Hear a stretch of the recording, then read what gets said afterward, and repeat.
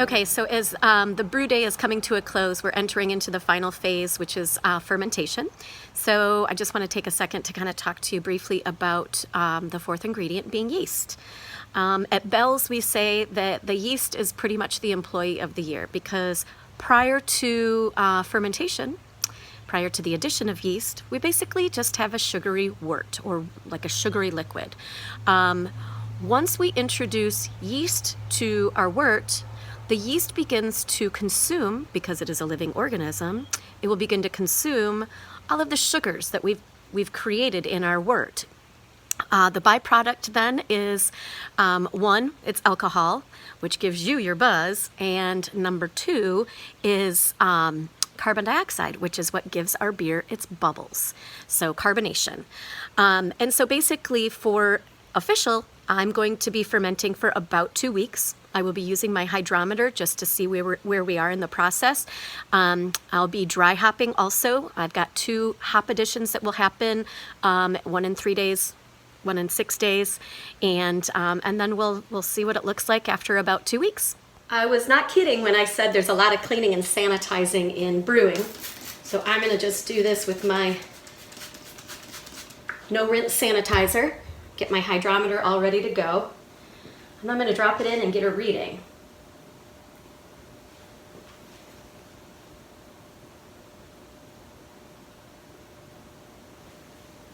While we're letting that settle, I'm going to go ahead and add my hops.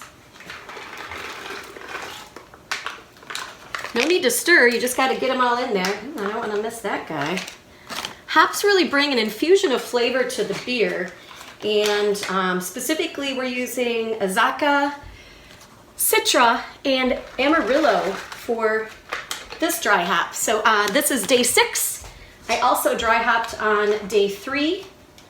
And so this is the last ingredient that will go into the beer before we're ready to bottle. Okay, a reading on my hydrometer. All right, good to go. Let her rest a little longer. Welcome to Bottle Day. I wish this was a magic wand and could have helped me with the last 2 hours of cleaning and sanitizing bottles. I did leave one just to kind of go through the process of what that looks like for you. To begin, my first sink is full of, this is a cleanser that you can get at any homebrew supply store. And then my second sink, it has a sanitizer in it. And here is my handy dandy bottle brush. And I'm basically just gonna get right in there, use some muscle.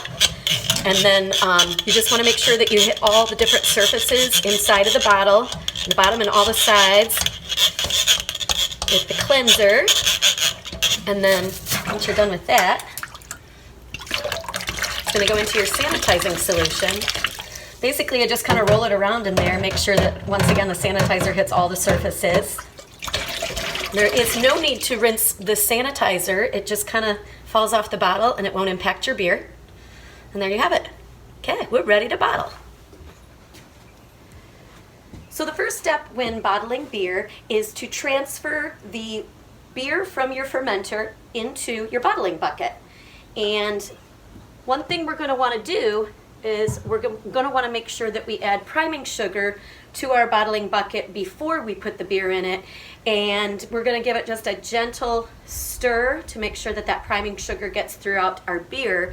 And that's going to help to create carbonation in our bottles once we've put the crown on it. In addition, a little tip that I learned from my friends at the general store yesterday was that by adding just a 1/4 teaspoon of potassium metabisulfite to a hazy IPA, it will actually prevent spoilage. It also stops fermentation by eliminating excess oxygen in the beer, and so your beer will stay carbonated in glass much longer than had you not put it in. So I'm going to be doing that today as well. So I have actually taken my priming sugar and boiled, first of all, boiled a cup of water and added the priming sugar to that, and then I've let it cool. So I'm going to pour that right into my bottling bucket, and then I'm going to just add a 1/4 teaspoon of this stuff here.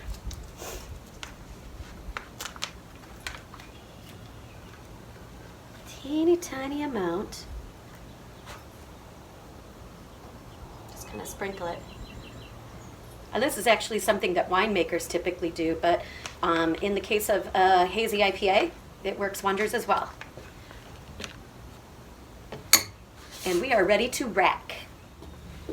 So this is the part that gives me the most anxiety. I'm worried I'm gonna contaminate something because everything's got to be sanitized, and I'm worried I'm going to make a giant mess. But you know what? This is how you learn. You just go for it. So basically, I have primed my auto siphon, and I've got it sitting in a pitcher of sanitizer here. I've totally sanitized the hose. Everything's ready to go, and I'm ready to see if I can get some suction going on this bad boy. So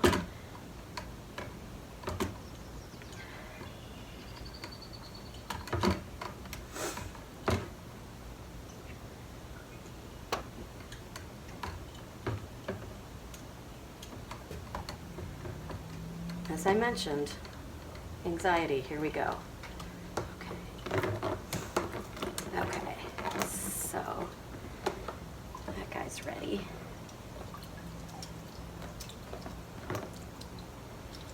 And here we go.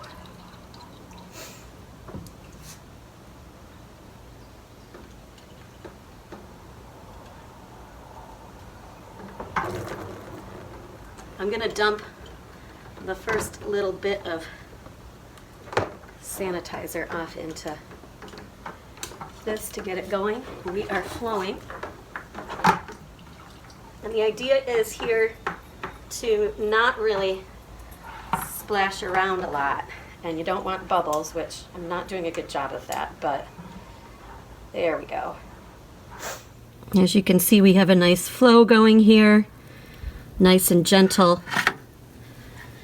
And then up here, we're basically holding the auto siphon at about the halfway mark on the liquid.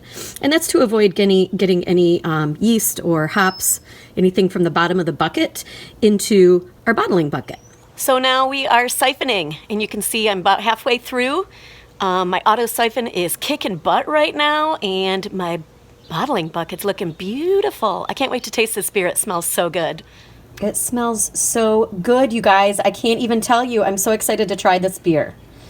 I can really smell the tangerine, and the color is just beautiful.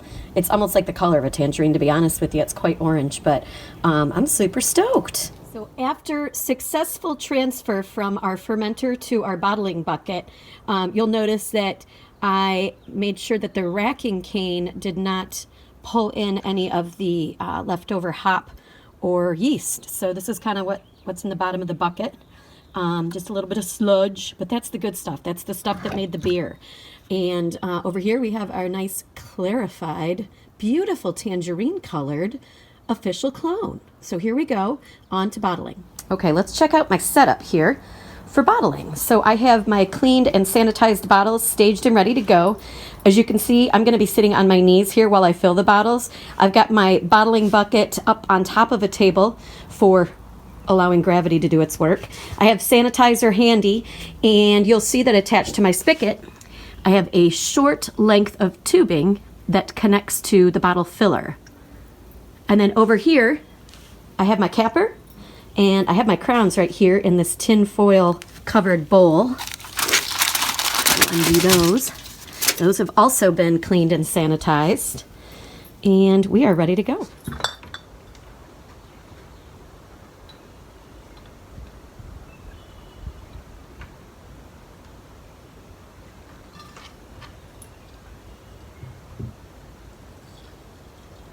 Fascinating.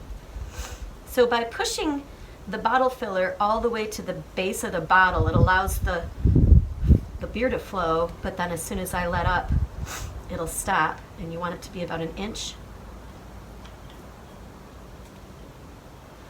About an inch from the top of the bottle. Do a little bit more. Nope, I'm not.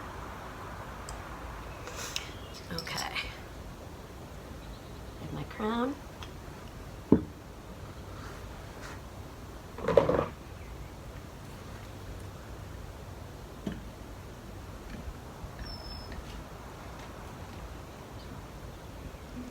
Know how to do this. I've never done this before.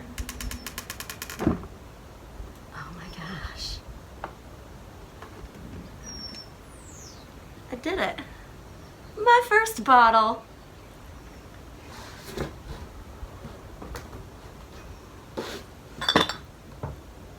Let's do it again.